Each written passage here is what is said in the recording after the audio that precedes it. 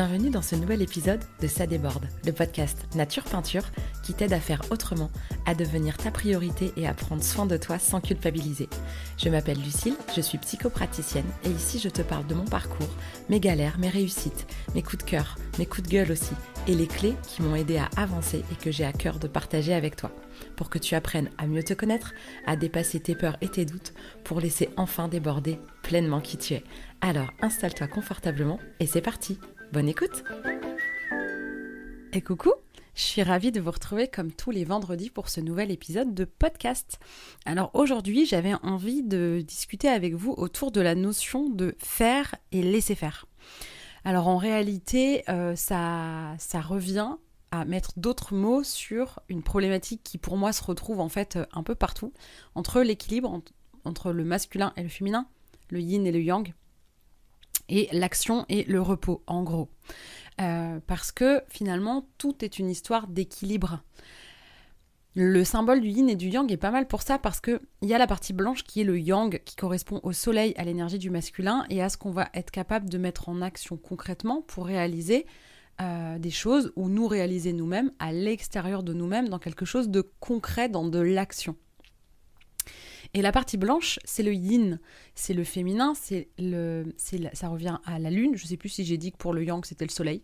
Bon, je l'aurais dit là, sinon, je l'aurais peut-être dit 2 fois. Bref, donc la lune, le féminin, tout ce qui est beaucoup plus intérieur, immatériel, impalpable, plus subtil, moins concret. Donc en gros, les rêves, les émotions, l'intuition, les souvenirs, la mémoire, tout ce qui est un peu plus intérieur et impalpable.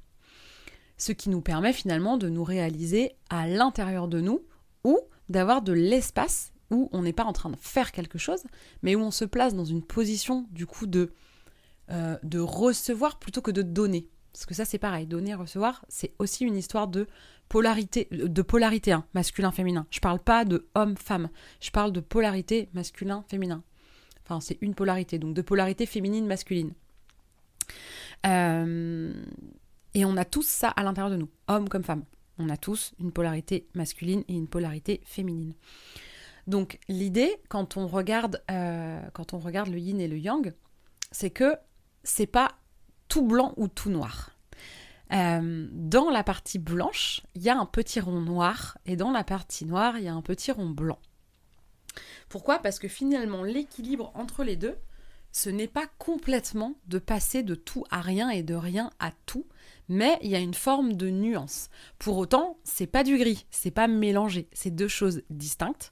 Mais c'est comme si c'était... si on est dans la partie blanche, qui est la partie de la polarité masculine de l'action, on voit qu'il y a quand même dans cette partie-là une petite zone de yin, et inversement. Donc, l'idée, c'est pas de se retrouver dans des choses trop radicales, comme toujours. Aucun extrême n'est jamais juste, finalement. Et encore moins si ça doit être dans la durée. Parfois, de faire quelque chose d'un peu radical sur une courte durée, il n'y a pas de problème. Mais même si on est dans une période de rush où on bosse comme un ouf, par exemple, la nuit on dort. Voilà. Donc il y a quand même des moments de repos. Alors, sur des périodes moins rush, on va réussir à avoir des instants de respiration, de repos à l'intérieur de nos journées. Sinon, c'est que la nuit. Mais quoi qu'il arrive, il y a quand même une partie de repos, en fait, et d'inaction. En tout cas, d'inaction physique et concrète.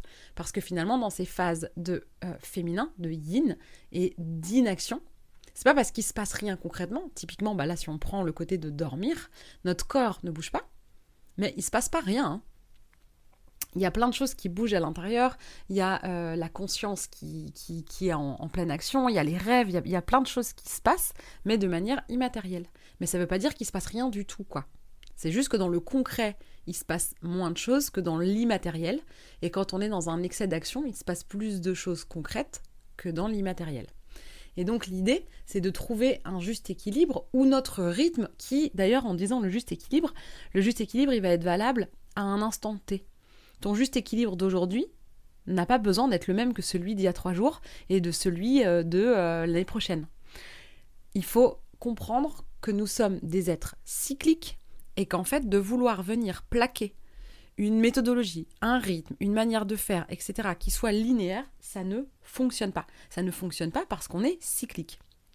Alors, on n'est pas tous calés sur le même cycle, on n'a pas tous le même rythme, le même biorhythme. Il y a des gens qui sont hyper productifs le matin, d'autres qui sont bons à rien le matin, mais qui sont au taquet en soirée, alors que les autres, ils sont déjà sur les rotules parce qu'ils ont commencé hyper tôt.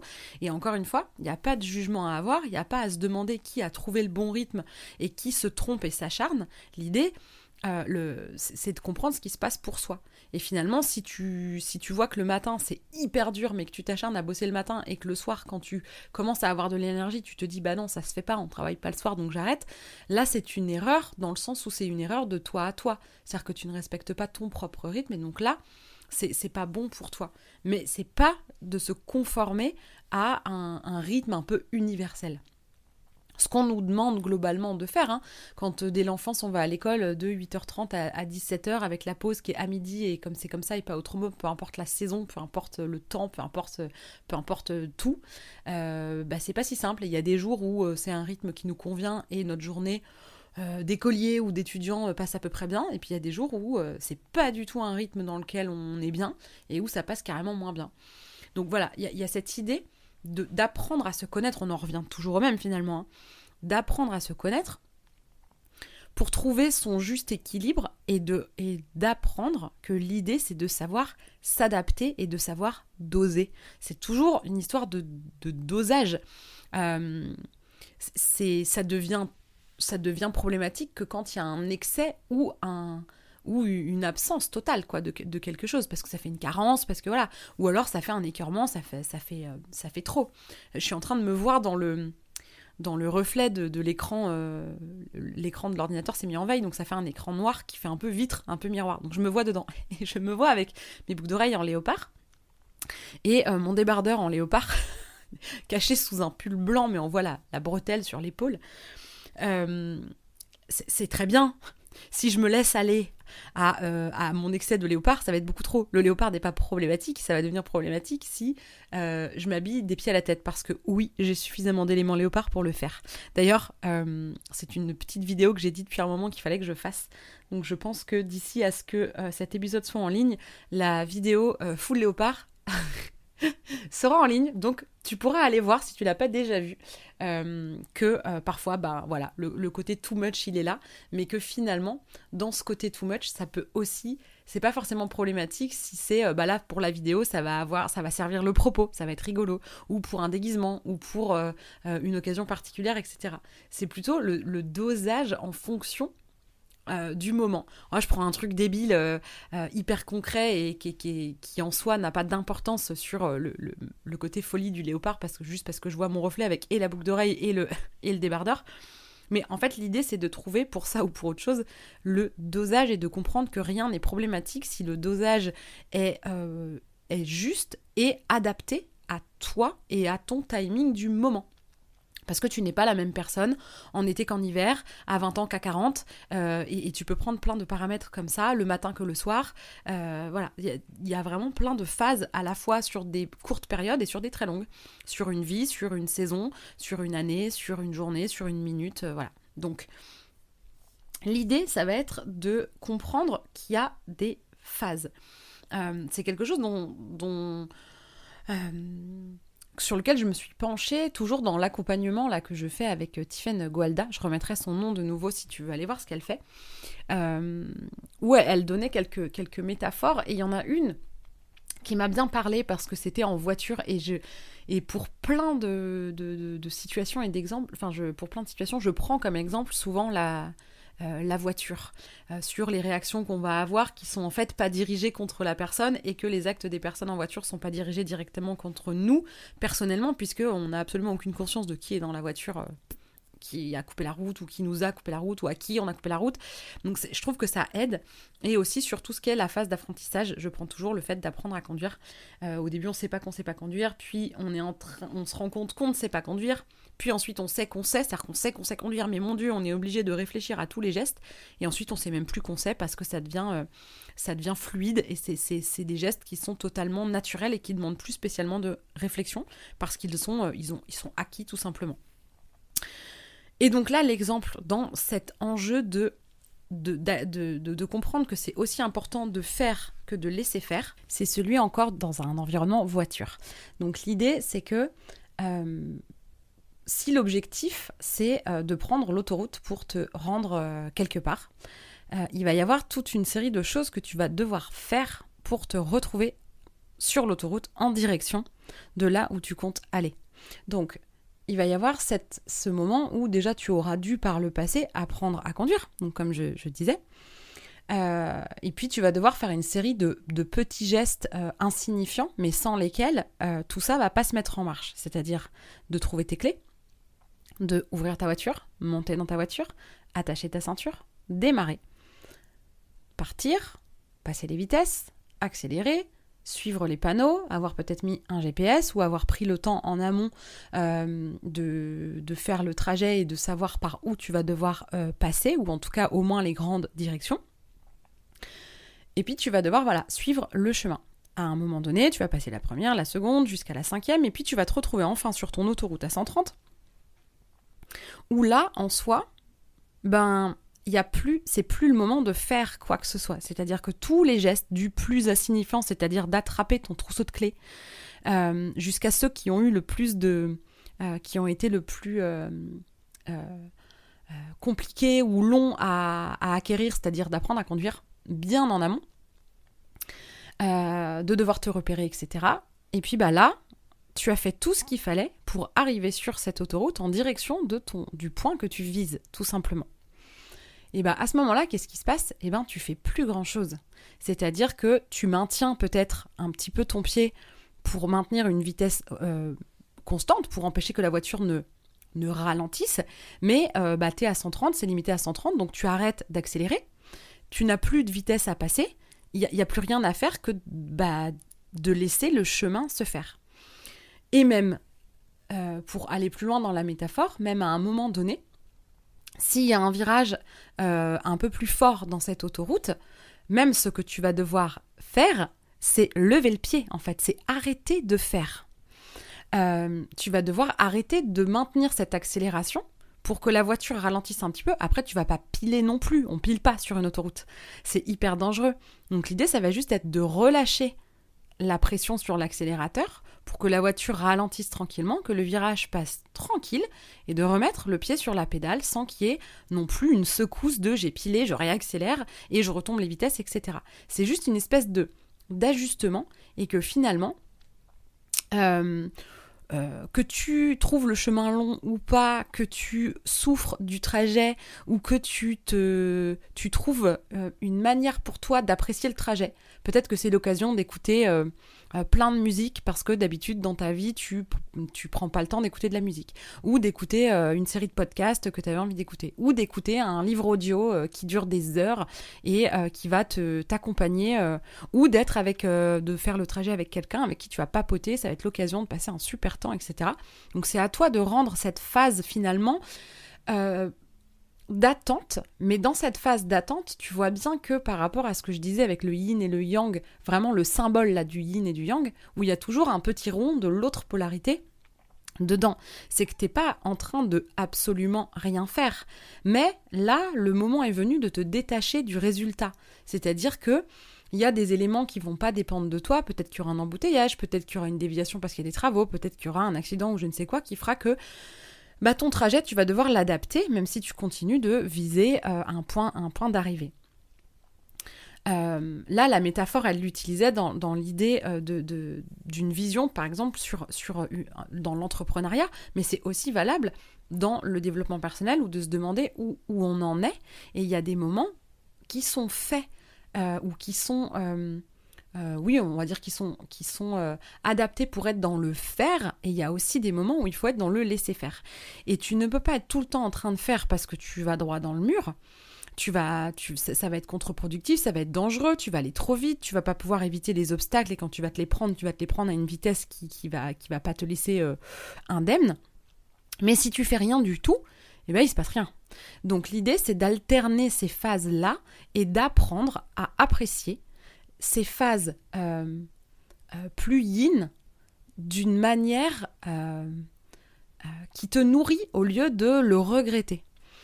Et de pouvoir apprécier aussi ces moments de vide, en fait, et de calme. Pourquoi ? Parce qu'en fait, même si dans l'action, c'est ce que je disais tout à l'heure, même si le corps, même si concrètement, on n'est pas en train de faire quelque chose, ça ne veut pas dire qu'il ne se passe rien à l'intérieur. Et que parfois, c'est en acceptant et en créant peut-être même des phases de rien, entre guillemets, qu'on va avoir de l'inspiration, des idées, qu'on va pouvoir aussi se reposer après le travail qui a été fourni pour pouvoir, quand le moment sera venu de nouveau être dans l'action, d'être dans les meilleures dispositions. Et c'est en ça où savoir se reposer, savoir prendre soin de soi, ça ne veut pas dire faire contre les autres et être dans cet égoïsme mal perçu.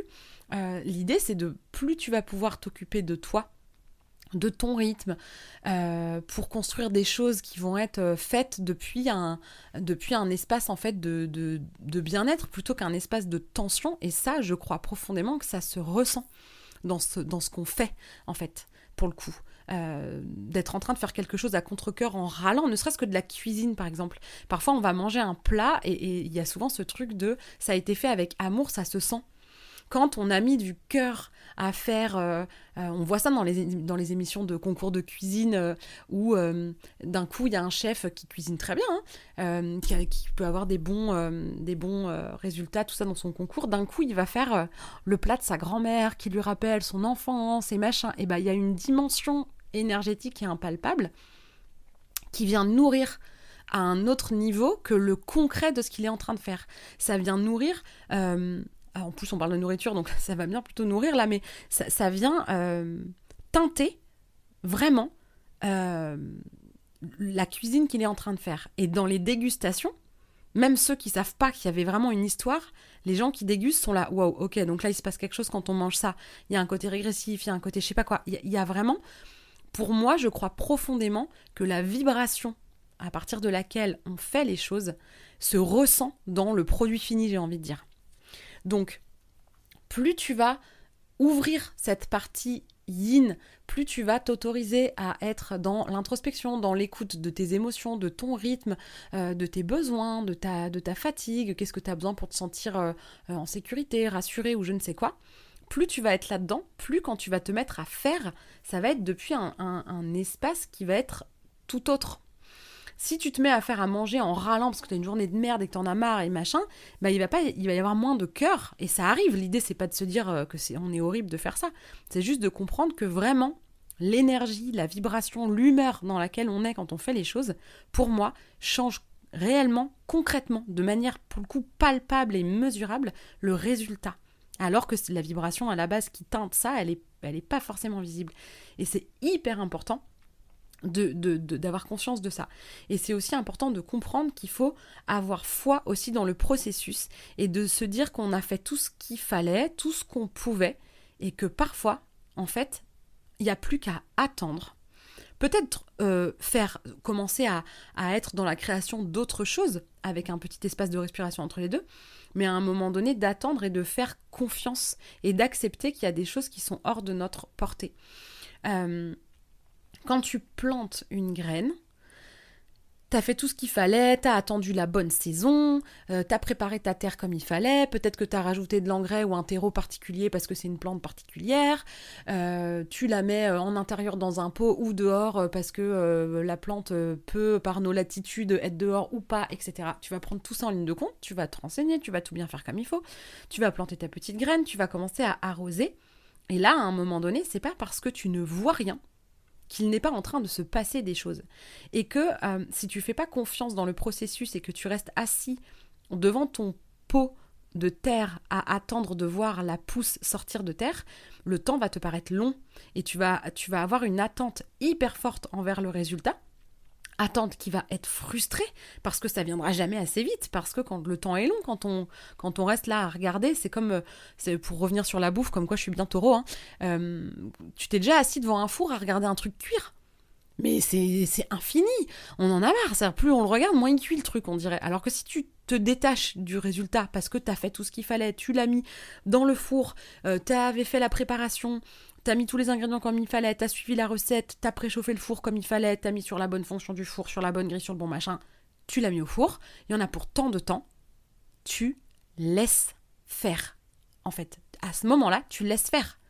Soit tu vas te poser avec un petit café parce que voilà, du coup, tu as fini ce que tu avais à faire et tu te poses, soit tu vas sur autre chose que tu as besoin de faire, mais ça, là, sur cette tâche-là, tu laisses faire.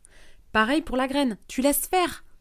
Et c'est pas parce que tu vas aller regarder à travers la vitre du four que ça va mieux cuire. Si ça doit mal se passer pendant la cuisson, t'y peux rien en fait.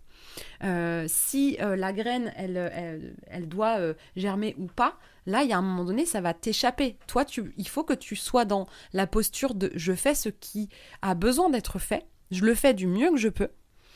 Mais à un moment donné, je laisse faire. Et sinon, si tu passes ta vie à aller déterrer, à aller creuser la terre pour voir si la graine elle germe ou quoi, en fait, tu vas casser le processus, tu vas perturber, tu vas peut-être ralentir le processus, voire même, c'est pas français, tu vas peut-être abîmer cette graine ou cette jeune pousse en creusant et tu vas peut-être ruiner en fait tous les efforts qui ont été faits parce que ça a été difficile pour toi de laisser faire.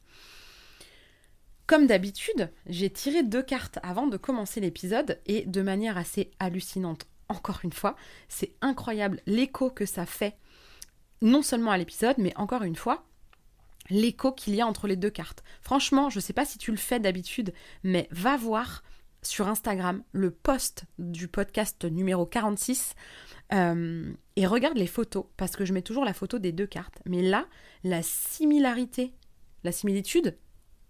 est-ce que les deux se disent ? La similitude peut-être, entre les 2 cartes entre elles et la correspondance avec ce que je viens de dire est quand même hallucinant. Il y a dans mon tarot l'as de denier. Alors comme d'hab, je le répète à chaque fois, je le dirai peut-être plus, mais moi je n'ai pas appris le tarot. Je me plonge dans les cartes de manière plus intuitive. Je n'ai pas la notion de ce que représente l'as de denier. Donc peut-être que toi, si tu connais le tarot, tu vas avoir aussi des informations que j'ai pas forcément. Tu me diras si ça colle ou pas avec l'épisode, si tu y vois un lien. En tout cas, moi, ce que je vois, pour moi, le denier, ça ramène toujours en fait à la terre et à l'argent. C'est comme les signes de terre, c'est du concret, c'est du matériel, c'est aussi l'argent en astrologie. Donc là, le denier, pour moi, ça ramène à la terre et à l'argent. Et là, qu'est-ce qu'on voit sur cette image ? C'est 2 mains qui sont en couple, là, comme si, tu vois, dans ce geste, comme si tu voulais remplir tes mains d'eau pour boire. C'est un peu ça. Elles sont comme ça, sauf que les mains sont remplies de terre. Et au milieu de la terre, en fait, il y a un grand rond, donc un denier, pour le coup, avec un symbole au milieu, et ça fait un peu comme un mandala. Tu vois, il y a différents dessins de plus en plus larges jusqu'à la fin qui font un peu des dessins en rond qui sont de plus en plus grands, des symboles différents, etc. Vraiment, on dirait un mandala. Donc, un espèce d'écu en mandala dans les mains, posé sur la terre. Et en fait, il y a des racines qui partent du bas de ce denier, qui se passent entre les doigts des mains et qui plongent vers le bas de la carte et qui plongent... c'est vraiment des racines qui poussent et qui s'enfoncent et qui s'ancrent. Et les racines sont déjà très grandes. Mais si on regarde par le dessus, lui, depuis là où il est, il voit pas en fait ces racines qui lui passent entre les doigts et qui descendent sous ses mains. Par contre, ce qu'on aperçoit beaucoup plus petit, sur le haut de ce denier, il y a une petite tige d'un côté et une tige un tout petit peu plus grande de l'autre côté avec 2 toutes petites feuilles. Vraiment, c'est un truc tout léger, c'est vraiment tout petit. Mais en fait, il y a une petite pousse, une petite germe, 2 petites, qui sont en train de d'éclore, de créer, de pousser sur le haut de ce denier qui représente une forme de graine. Pourtant, les racines sont déjà énormes. Et donc, en fait, souvent, le morceau qu'on voit émerger, si tu dois comparer avec... en fait, le morceau visible, tu vois, la petite plante qui pousse, ça te donne vraiment pas un aperçu de ce qui a pu se passer avant, de ce qui se passe en dessous, sur un peu le principe d'un iceberg, en fait. Tu as la petite pointe qui dépasse, et en fait, ce qu'il y a en dessous est bien plus vaste que ce que tu vois dépasser. Et dans quelque chose d'immatériel, c'est exactement ça aussi. Entre ce que tu ressens, ce que tu conçois, ce que tu conscientises, et l'ampleur de tout ce qui se passe de manière plus impalpable et plus inconsciente, la différence, elle est la même. C'est-à-dire que y a comme une forme d'iceberg. Et c'est là où, à un moment donné, la plus grosse partie de l'enjeu ou des mécanismes qui sont à l'œuvre sont bien souvent inconscients ou invisibles, pour le moment en tout cas. Si tu veux voir des racines, il faut vraiment déraciner l'arbre en fait. Sinon tu vas pas les voir, mais faisant ça, tu risques de tuer l'arbre, tout simplement quoi. Donc c'est à un moment donné d'avoir foi que si cet arbre grandit, d'avoir foi que ses racines sont suffisamment solides et ancrées. Donc il y a vraiment des phases où il faut faire et des phases où c'est hyper important de laisser faire. Sinon, au mieux, on le vit mal en fait. C'est de la frustration, c'est de l'impatience. Au pire, on va carrément péter le processus, quoi. Et détruire tout ce pourquoi on a œuvré, en fait. Si t'as tout fait ce qu'il fallait pour planter un truc et qu'en allant le déplanter toutes les 4 secondes, tu butes la petite graine, tu tues le processus dans l'œuf, et qu'en fait, après, il se passe rien, là, pour le coup, t'as réellement perdu du temps à avoir essayé de vouloir en gagner. Donc, on tire pas sur les salades pour qu'elles poussent plus vite. Il y a un moment donné, il faut absolument faire confiance et laisser faire. Poser des intentions, des actions, dans un but, etc. Il faut se mettre en mouvement, ça tombe pas du ciel. Pourtant, Dieu sait si je crois au pouvoir un peu de la manifestation, de l'intention, etc. Mais il y a un moment donné où c'est pas si magique que ça. Enfin, si, ça l'est, mais ça tombe pas du ciel. C'est-à-dire que quand tu te mobilises, pour moi, il y a la magie de la vie te répond, en fait. Voilà, c'est comme ça que je vois les choses. Encore et toujours ce dessin animé en avant, là, où il traverse le pont de la confiance, qui est en fait juste il marche dans le vide. C'est parce qu'il a confiance et qu'il se jette qu'il élance son premier pas complètement dans le vide en ayant super peur, en ayant fait ce qu'il pouvait pour se rassurer, en ayant une corde autour de la taille avec son copain qui tient la corde au cas où il tombe vraiment, quoi. Donc ça le rassure, mais c'est quand même lui qui va faire le chemin. C'est pas parce qu'il y a quelqu'un qui assure ses arrières et qui le rassure et qui le pousse et qui l'encourage que le chemin, il le fait pas pour autant. Il y a cette idée c'est quand il s'est lancé que la vie, en fait, que la magie de la vie a soutenu son pas. Pas avant. C'est vraiment après. Donc il y a un moment donné, quand les choses se mettent en place parce que tu as fait tout ce qu'il fallait, il y a un moment donné où il faut aussi faire confiance dans le processus et laisser faire. L'autre carte de l'oracle de Johanna, c'est l'individualisme. C'est écrit « Je rayonne pleinement qui je suis ». Donc il y a vraiment cette idée d'être dans son individualité et de rayonner qui on est. Ça ne veut pas forcément dire qu'on est isolé et tout seul. Et c'est là où la correspondance avec la carte de l'as de denier est hallucinante. C'est qu'en fait, c'est un rond, enfin c'est plusieurs ronds, et on dirait aussi un mandala, un peu dans les mêmes couleurs, un peu ce vert d'eau et ce orangé, mais presque inversé. Enfin, c'est assez incroyable comme les cartes se répondent. Et moi, ce que je vois sur cette carte de l'individualisme, c'est qu'il y a un petit noyau au milieu. Peut-être on peut imaginer que c'est l'individu, mais autour, de plus en plus grand, il y a énormément de choses qui gravitent, il y a des choses qui émergent, et qu'en fait, l'idée, c'est pas de rester un noyau isolé, mais bien de pouvoir partager, amplifier, mais pour ça, il faut aussi être dans le cœur de soi-même et oser rayonner pleinement qui on est pour pouvoir mieux le partager et aussi pour peut-être parfois pouvoir inspirer d'autres personnes à faire pareil. Donc sur ces réflexions, je te souhaite une bonne journée ou soirée selon le moment où tu écoutes cet épisode. J'espère que ça t'a plu. Si tu as envie de revenir dessus ou de partager, tu peux me contacter sur Instagram, sur la page L'Oreille et la Plume, pour me dire ce que tu en as pensé ou pour me suggérer des sujets.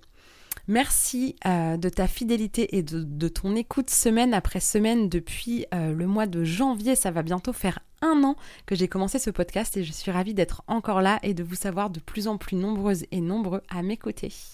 À tout bientôt. Si cet épisode t'a plu, tu peux laisser un commentaire, noter avec tout plein d'étoiles ou encore t'abonner pour ne pas rater les prochains. Tu peux aussi partager cet épisode pour que d'autres personnes osent laisser déborder qui elles sont vraiment. Et si tu veux en savoir plus sur ma manière de travailler, mes outils et les accompagnements que je propose, rendez-vous sur ma page Instagram L'Oreille et la Plume ou sur mon site internet. Merci beaucoup de ton écoute et de ton soutien. Passe une belle journée ou une belle soirée et on se retrouve bientôt.